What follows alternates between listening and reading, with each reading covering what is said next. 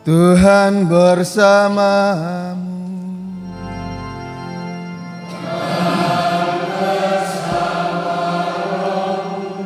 Inilah Injil suci menurut Lukas.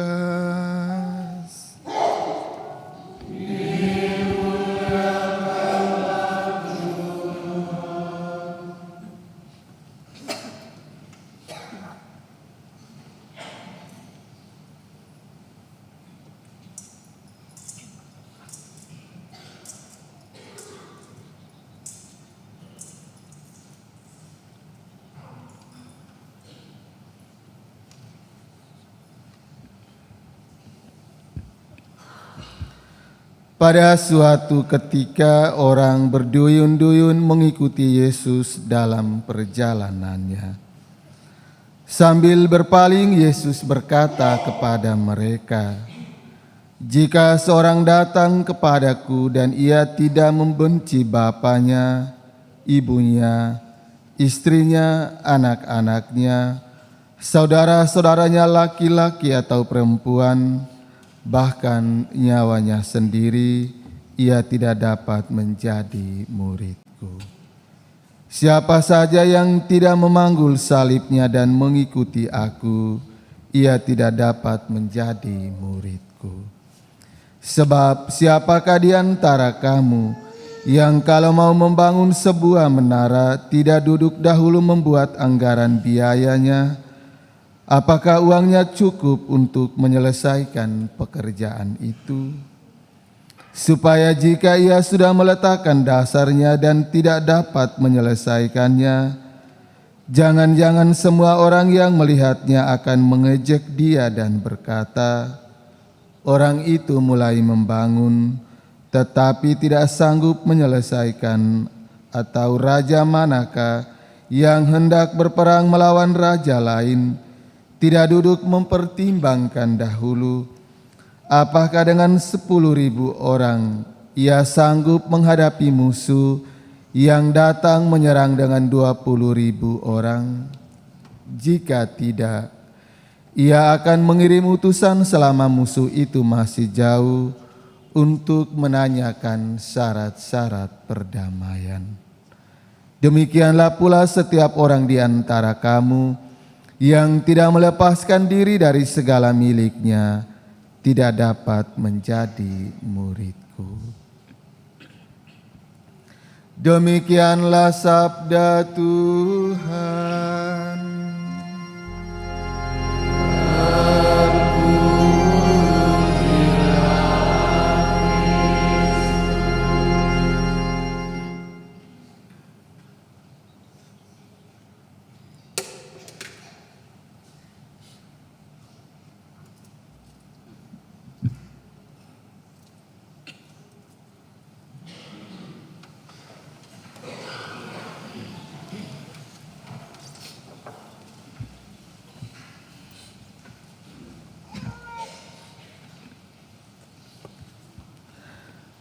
Suster, Oma dan Opa, Ibu Bapa, anak-anak, saudara-saudari, umat beriman yang dikasihi Tuhan. Setiap tahun pada bulan September kita di Indonesia dikenal sebagai bulan Kitab Suci Nasional. Dengan demikian Gereja Indonesia memberikan perhatian yang luar biasa kepada anggota gerejanya untuk meluangkan waktu membaca, merenungkan sabda Tuhan, dan kemudian menghayati atau mengamalkannya di sepanjang hidup. Maka Santo Hieronymus mengingatkan kepada kita, tidak mengenal kitab suci, tidak membaca kitab suci berarti tidak mengenal Allah Tritunggal. Karena Allah Tritunggal ada dalam kitab suci, dan kitab suci mau mengingatkan dan menyadarkan kepada kita bahwa Allah yang kita imani hadir dalam seluruh sejarah hidup kita umat manusia. Maka Yesus mengingatkan, Yesus menyempurnakan dalam Injil yang baru saja kita dengar tadi. Mau menjadi pengikut Kristus, kita harus melepaskan diri dari hal-hal duniawi.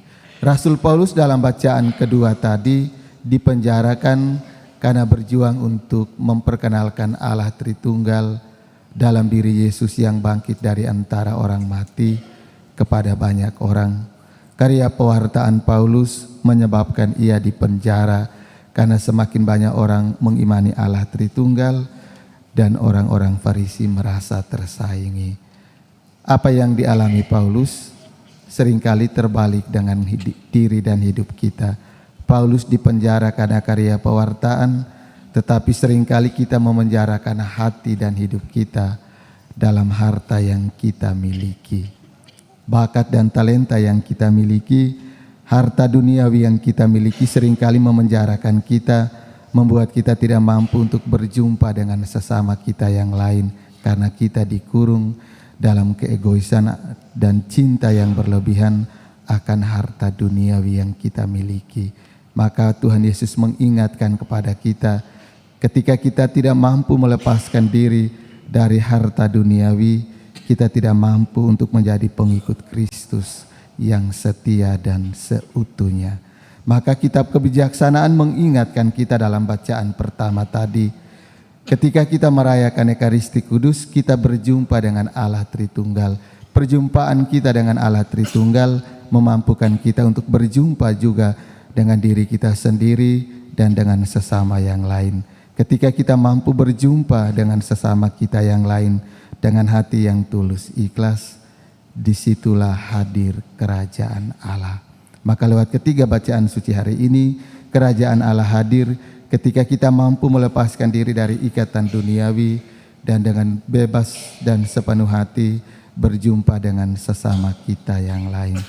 Mari kita berjuang, semoga sepanjang bulan September ini dan sepanjang hidup kita meluangkan waktu untuk membaca, merenungkan dan menghayati firman Tuhan, dan firman Tuhan itu menjadi jembatan yang hidup bagi diri kita dengan Tuhan, sesama dan alam semesta.